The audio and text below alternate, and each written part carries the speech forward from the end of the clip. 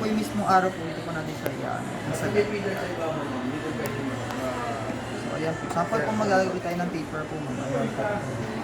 Kasi nakaset po agad yung legal size po. Ayan po, legal natin po yung paper. T-shirt ulit natin, ma'am. And then, palitan natin ng A4 size po. Ayan po, A4 size po. A4 size po. Then, okay lang po natin. Then, paper. Okay lang po. Okay po, done po. Then, ayan po. Back na lang po. Hindi natin na-test kung gabi yung charger, di ba? Sis, nakasaksak ka lang. Oo, kasi palit na. Ginagamit ko na ako sa matay. Palit pa ako namin.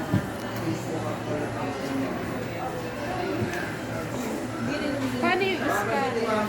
Scan naman po, ma'am. Sample po. Ayan po, ma'am. Nakalagay na po dito. Sa application po ulit. Palitan natin ibang mga.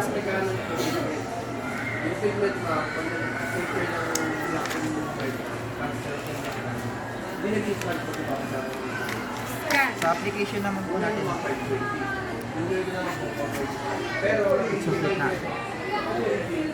Sige po. Bago lang po And then, Baklang. ayan po, scan naman. Ayan po, then auto-detect naman po tayo. A4 size naman po ano natin. Color naman po yung gusto natin na. And then, ayan po. Resolution po, pwede natin taas, pwede natin standard, low lang po. Low lang natin, ma'am. Pwede na po magbabago pag gusto natin yung baguhin po. Remove background pag gusto natin or naka-standard. Sa inyo naman po, ma'am. Format, ayan po kung anong klaseng format po ng PDF or scan file po yung pwede natin isip para masave po na sa mismo phone po. Ayan po, pwede siyang image, JPEG, PDF. Ano po mas prefer natin? PDF na lang po. Ayan po. Start lang po natin. Scan na po.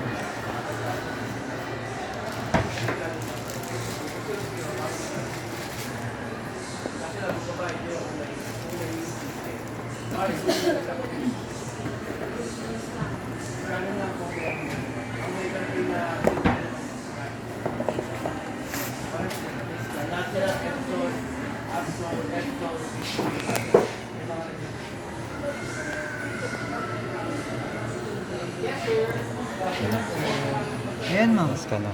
Kali na mismo siya. Scan na.